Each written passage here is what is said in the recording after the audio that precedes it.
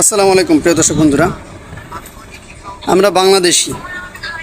এক সময় এই কথাটা বলতে আমাদের খুব গর্ববোধ হতো, অথবা নিজেকে খুব গর্বিত মনে হতো যে এই কারণে যে আমি একজন বাংলাদেশি নাগরিক। কিন্তু বর্তমান প্রেক্ষাপটে চাটুকারিতার এমন পর্যায়ে, এমন লেভেলে চলে গেছে বাংলাদেশ, অর্থাৎ এখানে আপনি চাটুকারিতা না করলে আপনার এখানে কোনো ধরনের 2 পয়সার কোনো দাম নেই, 2 পয়সারও কোনো দাম নেই। আপনি কোনো চাকরি পাবেন না। এমনও হতে পারে আপনি সিনেমা দেখতে গেছেন, সেখানে টিকিট পাবেন না। বাসে ট্রেনের টিকিট কাটতে গেছেন, সেখানে আপনি টিকিট সবাই পাবে, দেখবেন আপনি পাবেন না, যদি চাটুকারিতা যদি আপনার ভিতরে না থাকে।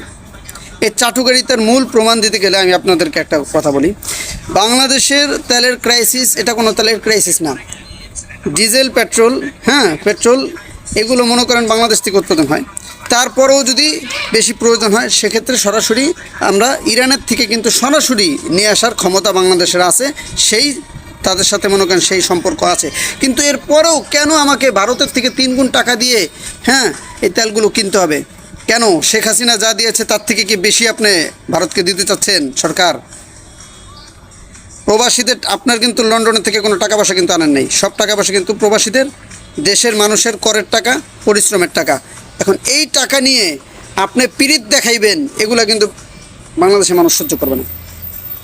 আপনি পিরিত যদি দেখাইতে চান, আপনার বাপ দাদার ভিটা বাড়ি বিক্রি করিয়া ওইগুলো দিয়ে আপনি পিরিত দেখান। আপনার যে নেতা পেতারা আছে, সালাউদ্দিন কি আছে, জিরো পকেটে, মনে করেন শ্রীলঙ্কা কি ইন্ডিয়ার থেকে জিরো পকেটে আসছে। উনি যখন বাংলাদেশে আসছে, ওনার পকেটে একটা পায়ও ছিল না।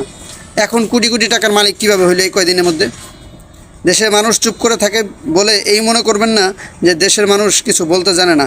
আপনারা কিন্তু সেটা জলযন্ত্র প্রমাণ। এই বাচ্চাদের খুনের উপরে, বাচ্চাদের মনে করেন রক্তের উপরে দাঁড়িয়ে থেকে এই ধরনের জিনিস যদি করেন, আবার কিন্তু মনে করেন আপনাদেরকেও এই বাংলাদেশ কিন্তু ছেড়ে যেতে বাধ্য করতে পারে এই বাঙালি জাতি। হোজগে বাঙালি, একবার যদি হোজগ উঠে যায়, কথাটা মনে রাখবেন। আপনি যেই হন না কেন, আপনি এখন পর্যন্ত শেখ হাসিনার মতো ক্ষমতা আপনার হয়ে ওঠে নাই। শেখ হাসিনার মতো ক্ষমতা হইতে আপনার আরও 17 বছরের সাম্রাজ্য।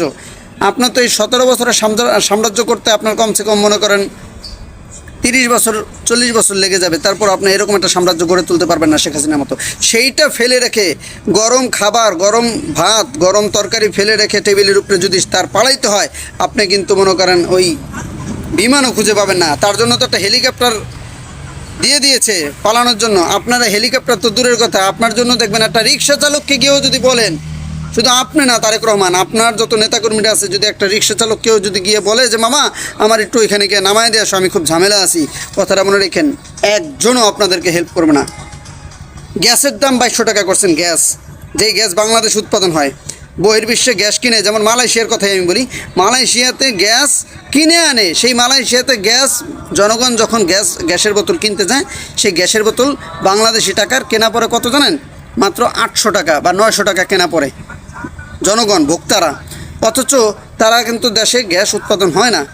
আমাদের বাংলাদেশে গ্যাসের খনি আছে, গ্যাস নিজেরা উৎপাদন করে।